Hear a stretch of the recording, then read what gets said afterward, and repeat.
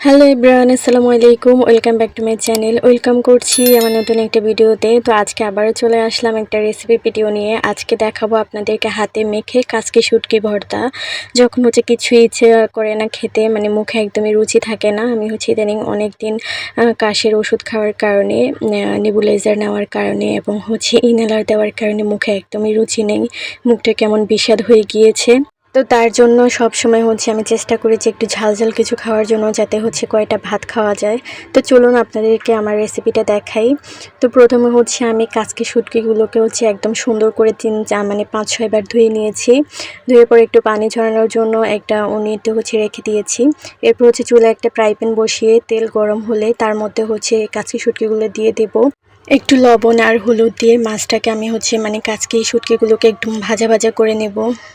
Medium আঁচে রান্নাটা করতে হবে, মাছগুলোকে একটু ভাজা ভাজা করতে হবে, না হলে একটু তিতা হয়ে যাবে। তার জন্য মিডিয়াম আঁচে আমি কাচকি শুটকিগুলোকে একটু ভাজা ভাজা করে নেব।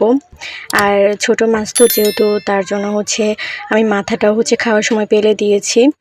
তো এভাবে খেলে কিন্তু ভালো লাগে। তো যখন হুটহাট কিছুই খেতে ইচ্ছে করে না, তখন আমি এভাবে বানিয়ে খাই। আর এই ভর্তাটা আমি প্রথম ট্রাই করলাম, প্রথমবারে আমার কাছে অনেক বেশি ভালো লেগেছে।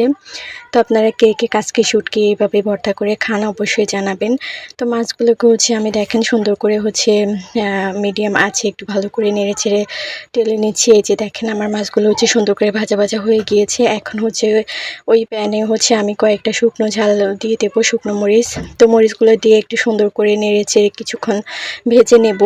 তো এরপর আমি সামান্য তেল দিয়ে আবার পেঁয়াজ কুচি দিয়ে দেব, কিছুটা পেঁয়াজ কুচি দিয়ে দেব। তো পেঁয়াজগুলোকে একটু ভাজা ভাজা করে নেব। তার মধ্যে আবার কাঁচা পেঁয়াজও ব্যবহার করব। তো এখানে পেঁয়াজ আর একটা রসুন কুচি করে দিয়ে দিয়েছি। রসুন আর পেঁয়াজটা একটু ভাজা ভাজা হয়ে গেলে আমি এগুলো নামিয়ে নেব। তো যারা আমার ভিডিওটা নতুন দেখতেছেন তাদের উদ্দেশ্যে বলতেছি, আমার চ্যানেলটা সাবস্ক্রাইব করে পাশে থাকা বেল বাটনটা অন করে দেবেন। নতুন হয়ে থাকলে আমার ভিডিওটার কোনো অংশ যদি আপনার কাছে ভালো লেগে থাকে, অবশ্যই চ্যানেলটা সাবস্ক্রাইব করে পাশেই থাকবেন। তো এদিকে দেখেন আমি কাঁচা পেঁয়াজটা কেটে নিয়েছি আর মাছগুলো একটা বাটিতে নিয়ে নিয়েছি। তো পেঁয়াজগুলোকে একটু ভাজা ভাজা করে নিচ্ছি। তো পেঁয়াজগুলো যখন লাল হয়ে আসবে তখন আমি নামিয়ে নেব। এরপর দেখেন শুকনো মরিচ লবণ দিয়ে আমি হাত দিয়ে একদম কষলে নিতেছি। এরপর একে একে সবগুলো হাত দিয়ে মেখে নেব। একটু সাবধানে করতে হবে, যেহেতু মাছগুলো হাতে কাটা লাগতে পারে, তার জন্য একটু সাবধানে হাত দিয়ে মাখতে হবে। তো হাতে মাখা যে কোনো জিনিসের স্বাদই অন্যরকম। তো অনেক ভালো লেগেছে। তো রাত্রে খাবারটা এই ভর্তা দিয়ে খেলাম। তো আপনারা কে কে ভর্তাটা খেয়েছেন অবশ্যই কমেন্টে বলে যাবেন। তো আমি সুন্দর করে হাত দিয়ে মেখে নিতেছি একটু সাবধানে। তো এদিকে আমার শাশুড়ি মার দেবর আর আমি ভর্তাটা দিয়ে রাতের খাবারটা শেষ করলাম। তো আমার কাছে ভর্তা ভাজি এগুলো খুব ভালো লাগে, তার জন্য মাঝে মধ্যে না, প্রায় সময় আমি ভর্তা করে থাকি। ভর্তা দিয়ে আমি 1 প্লেট ভাত অনায়াসে খেয়ে ফেলতে পারি। এই যে আমি এখন সুন্দর করে মেখে নিয়েছি, একটু সরষের তেলও দিয়ে দিয়েছি। তারপর এতে দেখেন ভাত নিয়ে বসে গিয়েছি। খাবারটা দেখেন লবণ দিয়ে খাচ্ছি, অনেক ভালো লেগেছে। তো আমি এখন ভিডিওটা এডিট করতেছি, আমার ইচ্ছে করতেছে যে এখন আবার ভর্তা দিয়ে একটু ভাত খাই তৃপ্তি করে, শান্তি করে।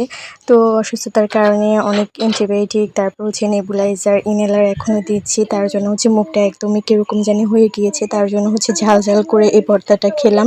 তো আমার আজকের এই ভিডিওটা আপনাদের কাছে কেমন লেগেছে অবশ্যই কমেন্ট করে বলে যাবেন। আর ভালো লাগলে অবশ্যই আমার চ্যানেলটা সাবস্ক্রাইব করে পাশেই থাকবেন। তো আজকের মতো ভিডিওটা আমি এখানেই শেষ করছি। ভালো থাকবেন, আল্লাহ হাফেজ।